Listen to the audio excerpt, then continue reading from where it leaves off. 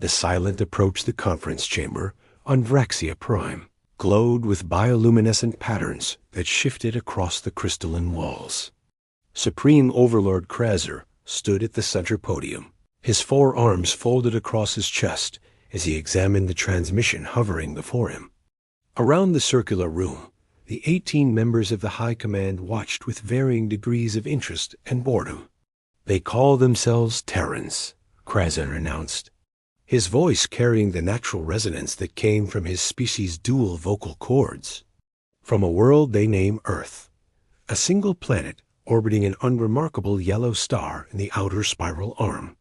Command Director Velsara leaned forward from her seat. "What do they want from the Vraxian Empire?" Krazer manipulated the hologram with a gesture. The image shifted to show a small blue and green planet rotating slowly. "They request formal recognition. They wish to establish what they call diplomatic relations." He paused, and a smile crossed his features. "They offer us their friendship." The chamber erupted in laughter. It started with a few chuckles and grew into full-throated amusement that echoed off the walls. The Vraxian Empire commanded 200 star systems. Their fleets could darken the skies of entire sectors. Their technology had conquered space itself, bending it to their will for faster-than-light travel that made the galaxy their playground dot, and these humans wanted to be friends. "What do we know of their capabilities?" asked Military Coordinator Thaxvin, one of the few who was not laughing. Krazer brought up another display. "According to our initial scans, they possess basic fusion technology. Their ships are slow, inefficient. They have established small colonies on 2 neighboring planets and several moons in their system. Their fastest vessels would require approximately 40 standard years to reach our nearest outpost." "Primitives," muttered Economic Director Mordash, "playing at being spacefaring." "Indeed," Krazer agreed. "Our classification system rates them as Tier 6, below the threshold for official recognition." Velsara's expression showed calculation. "Their system has resources, though, does it not? Our surveys indicated rich deposits in their asteroid belts and outer planets." "Extensive resources," Mordash confirmed, his interest clearly piqued. "Rare earth elements, fusion materials, water ice in quantities that could supply a dozen colonies. And they are too weak to defend any of it," added Thaxvin quietly. Krazer nodded slowly.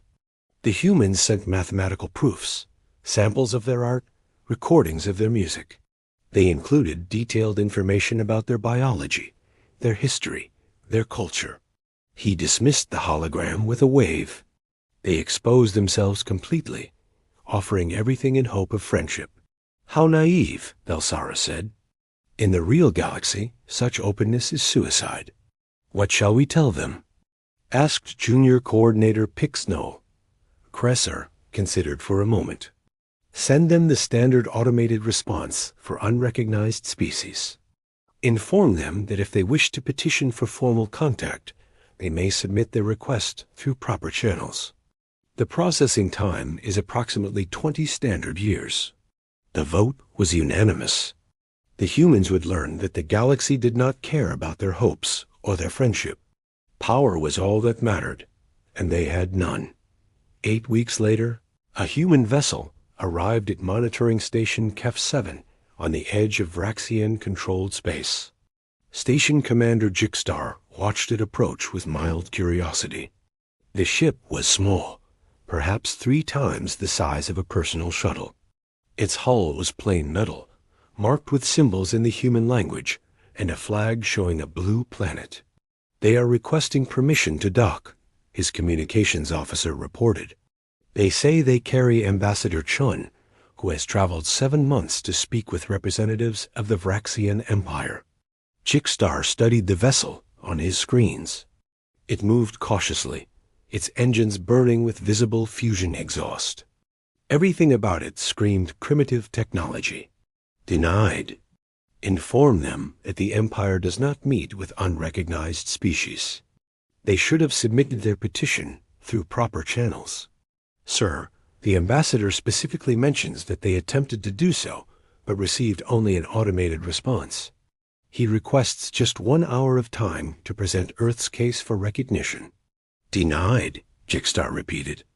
If they wish to appeal the decision, they may file the appropriate forms. The appeals process takes approximately 15 additional years. The human ship held its position for 6 hours. During that time, they sent 23 requests for docking permission. Each message was polite, patient, explaining the distance they had traveled and the importance of their mission. Jixstar ignored all of them. He had turned away dozens of minor species in his career. These humans were no different. Finally, a new transmission arrived. A male voice speaking in perfect Vraxian language, without accent or error. I am Ambassador Chun Wei of the Terran Diplomatic Corps. We came in peace. We asked only for basic respect and the chance to speak. I see now that the Vraxian Empire grants neither to those it considers beneath. Notice, Jixstar felt a flicker of surprise at the flawless language, but dismissed. We will return to Earth, the ambassador continued. But we will remember this day, Commander Jixstar. We will remember that you had the opportunity to meet us as friends. What comes next will be of your own choosing. The human ship turned and began the long journey back across the stars. Jixstar watched it go with complete indifference. He filed a brief report stating that a Terran vessel had been denied docking and sent away. Species showed no hostile intent. No threat potential detected. Back on Vraxia Prime, Supreme Overlord Krazo reviewed the report with satisfaction. The humans had tried and failed. They would crawl back to their insignificant planet and understand their place in the natural order. But Economic Director Mordash saw opportunity. He arranged a private meeting with executives from the 3 largest resource extraction corporations in the Empire. The Terran system is undefended, he told them carefully. Rich in resources we need. Their diplomatic mission has failed and returned home. They have no recognized territorial rights. The corporate leaders understood immediately. You are suggesting commercial operations in their region? I am merely observing that unclaimed resources in unprotected space are available to any enterprise bold enough to harvest them, Mordash said with a thin smile. The High Command would have no official objection to private commercial ventures. Within days, massive mining fleets began preparations. 15 corporate vessels, each one capable of stripping an entire asteroid field. They would travel to the Terran system, take what they wanted, and the primitive humans would be powerless to stop them. After all, what could a species without faster-than-light travel do against Vraxian industrial might? Aboard the diplomatic vessel Long March, Ambassador Chun sat in his private quarters as Earth grew larger in the viewing port. His mission had failed, exactly as planned. He opened an encrypted channel to Terran Command. This is Chun. First contact proceeded as predicted. The Vraxians view us as primitives beneath their notice. They have refused all diplomatic engagement. There was a pause before the response came. Confirmed, Ambassador. Did they take the bait? Chun allowed himself a small smile. Economic interests are already mobilizing. Intelligence suggests mining fleets will arrive in our system within 3 months. They believe we are helpless. Then we proceed to Protocol Black? Affirmative. Protocol Black is authorized. Tell Fleet Admiral Kozlov that the Vraxians have chosen their path. They had every chance to choose peace. Understood. Return home, Ambassador. Tell your crew they performed perfectly. Sometimes the best way to measure an empire's character is to let them show you who they really are. Asterisk Chun closed the channel and looked out at Earth. Somewhere beyond Neptune, hidden in the darkness of the outer system, where no Vraxian sensor could reach, humanity's real message waited. Not words or music or mathematical proofs. No, humanity's real message was forged from titanium and fury. powered by reactors the Vraxians could not imagine, armed with weapons developed during 8 months of absolute silence. The mining fleets would come expecting easy prey. They would find something else entirely. They would find out what happened when you mistook human patience for human weakness. They would find out what happened when you laughed at humanity. And on Vraxia Prime. In a small office deep within the intelligence division, analyst Krellix studied sensor readings from the Terran system with growing unease. Something was wrong. 8 months ago, the humans had been active, their ships visible throughout their system. Now there was nothing. Complete radio silence. No civilian traffic. No broadcasts. Just silence. Asterisk Krellix filed an urgent report recommending immediate military reconnaissance of the Terran system. The report was flagged as low priority and buried in the system. After all, everyone knew the humans were just primitives hiding in fear. Everyone knew that. And in 3 months, the Vraxian Empire would learn exactly how wrong everyone was. Asterisk.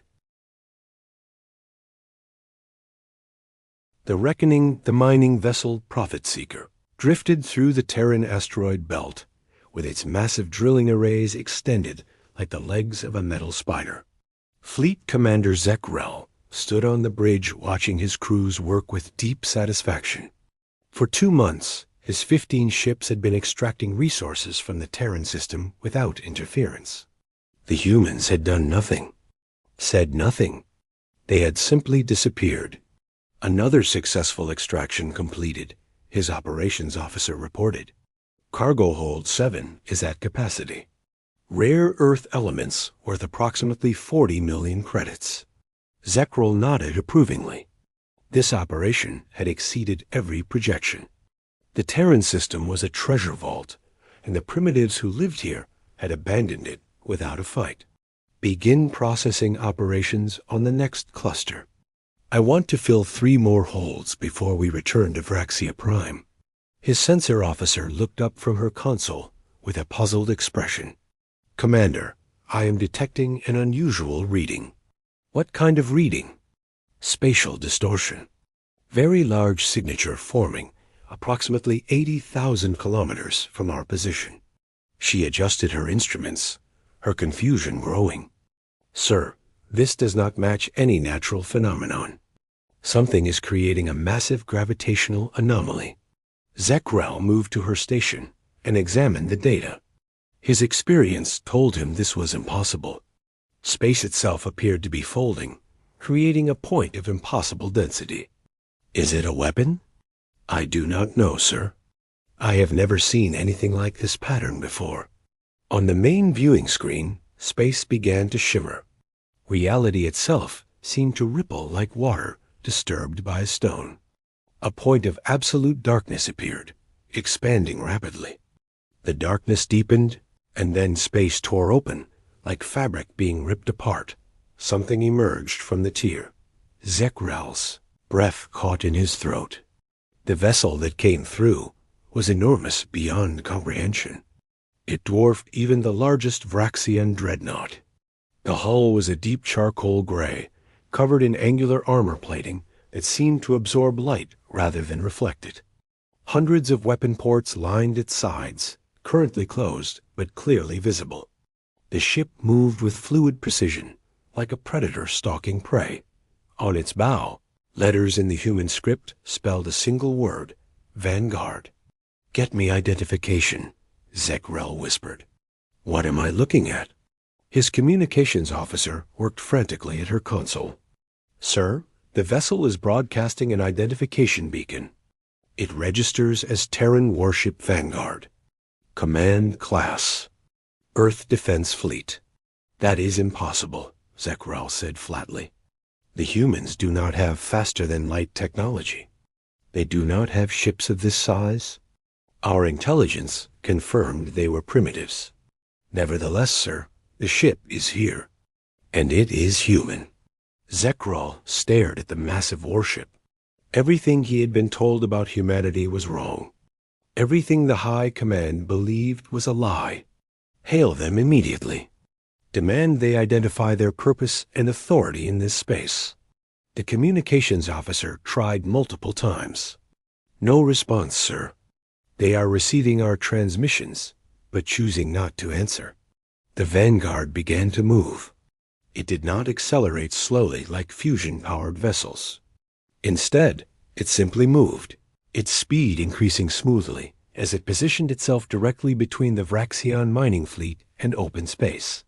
The weapon ports along its hull began to open with mechanical precision. All ships. Zekral shouted into the fleet communication channel. Battle stations. Raise defensive shields. Prepare for possible hostile action. The Vanguard fired. The weapons were unlike anything Zekral had ever seen. Streams of coherent energy lanced through space at velocities that defied his understanding. The first mining ship, the Resource Prince, took 5 direct hits in less than 2 seconds. Its shields, designed to protect against asteroid impacts and solar radiation, failed instantly. The hull ruptured in a dozen places. The ship's fusion reactor lost containment, and the Resource Prince exploded in a brilliant flash. 14 seconds had passed since the Vanguard opened fire. The human warship fired again with the same terrible precision. Each shot was calculated and devastating. The mining vessels attempted to flee, their engines burning at maximum output. It made no difference. The Vanguard's weapons tracked them perfectly. One by one, the Vraxian ships died, wealth accumulator destroyed, golden harvest cut apart, eternal gain vaporized, prosperity's dream split in half. Return fire. Zekral screamed. All military escorts engaged that ship immediately. 3 Vraxian patrol cruisers, designed for combat and heavily armed, moved to intercept. Their plasma cannons charged and fired in coordinated salvos. Bolts of superheated matter streaked toward the human warship. The shots were accurate, striking the Vanguard's hull directly. The energy splashed against shields that made the plasma look like water hitting a mountain. The human ship did not slow down. It did not even adjust its course. The cruisers fired again, emptying their weapons at maximum rate. Every shot hit the target. Every shot accomplished nothing.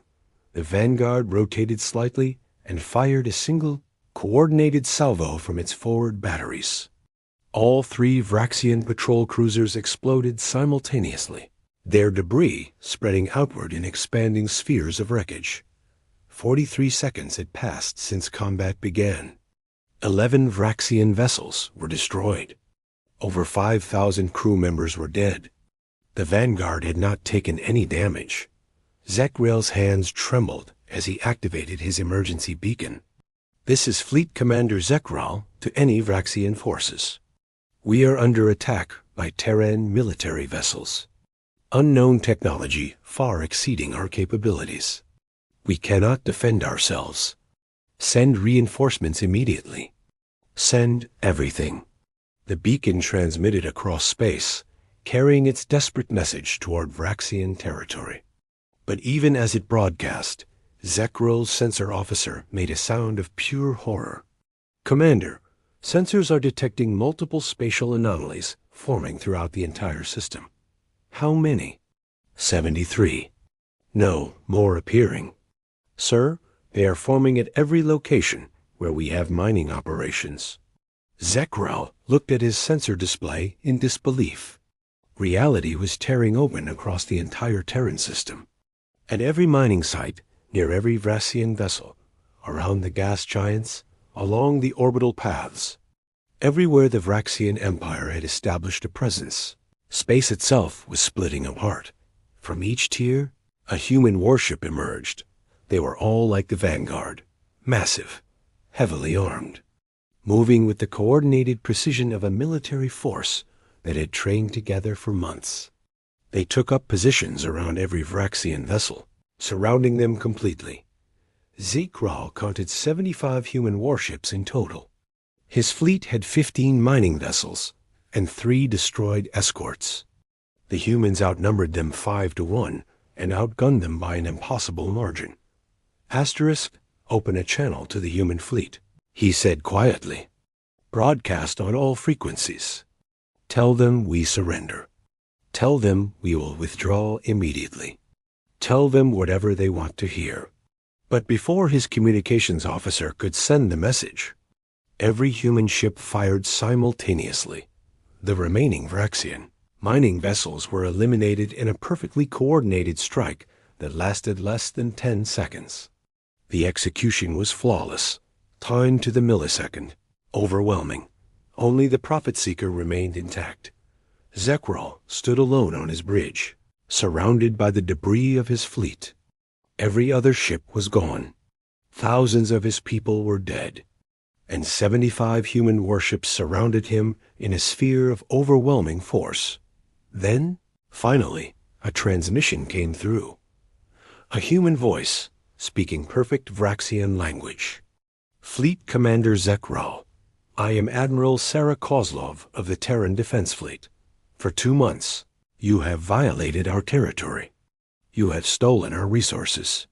You have acted as though we did not exist, as though our home had no defenders. Zekral tried to speak, but found no words. Your empire was warned, Admiral Kozlov continued. We sent ambassadors in peace. We asked for nothing but basic recognition and respect.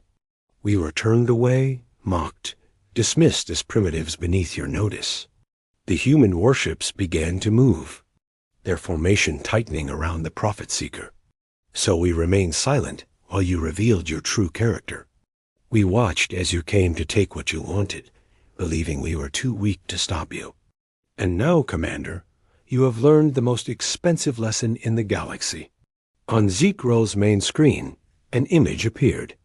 It showed the Vanguard's bridge, and standing at its center was a human woman in a dark uniform. Admiral Kozlov.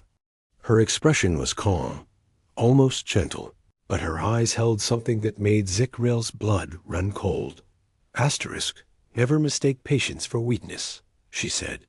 Never assume that silence means surrender. And never, ever laugh at humanity. Admiral Kozlov made a gesture, and Zekral felt his ship lurch as tractor beams locked onto the Prophet Seeker's hull. You will return to your empire, Commander. You alone. You will carry our message to your Supreme Overlord Krazir and your High Command. Tell them that Earth is not undefended. Tell them that Terran territory is under our protection. Tell them that any future violations will be met with the same response you witnessed today. The Admiral leaned forward slightly. And tell them this. Humanity offered friendship. Your empire chose exploitation. You had the chance to meet us as partners. Now you will know us as we truly are. We are not primitives. We are not victims. We are humanity, and we do not forget. The transmission ended. The 75 human warships vanished as suddenly as they had appeared, space folding around them as they disappeared into faster-than-light travel. Only the debris remained, floating in the darkness as evidence of what had happened. Zekral stood alone on his bridge, surrounded by the silence of space and the ghosts of his fleet. In his mind, he replayed everything the Admiral had said. Every word was a hammer blow to everything the Vraxian Empire believed about itself. He turned to what remained of his crew. Set course for Vraxia Prime, maximum speed. As the Prophet Seeker limped away from the Terran system, Zekral knew that everything was about to change. The galaxy had laughed at humanity. The Vraxian Empire had dismissed them as primitives playing at being spacefaring god. Now the laughter had stopped. Now the Empire would learn what came after the laughter. On Earth, in a command center deep beneath the Rocky Mountains, Admiral Kozlov watched the Vraxian ship depart on her screens. Around her, the bridge crew of the Vanguard waited in silence. Status of the fleet? She asked quietly. All ships reporting in Admiral. 0 casualties. 0 damage. All vessels returning to staging positions. Kozlov nodded slowly. 8 months of preparation. 8 months of silence, while humanity built its true strength in the darkness beyond Neptune. 8 months of waiting while the Vraxians revealed exactly who they were. Send a message to the diplomatic corps, she said. Tell Ambassador Chun that his mission was a complete success. The Vraxian Empire chose arrogance over wisdom. Now they will live with the consequences. She looked at the image of Earth on her screen, beautiful and blue against the darkness. Humanity had offered peace. The galaxy had laughed. Now the galaxy would learn that humans were very, very good at teaching lessons to those who needed to learn them. The age of humanity being dismissed as primitives was over. The age of respect had begun, and it had begun with fire. Asterisk.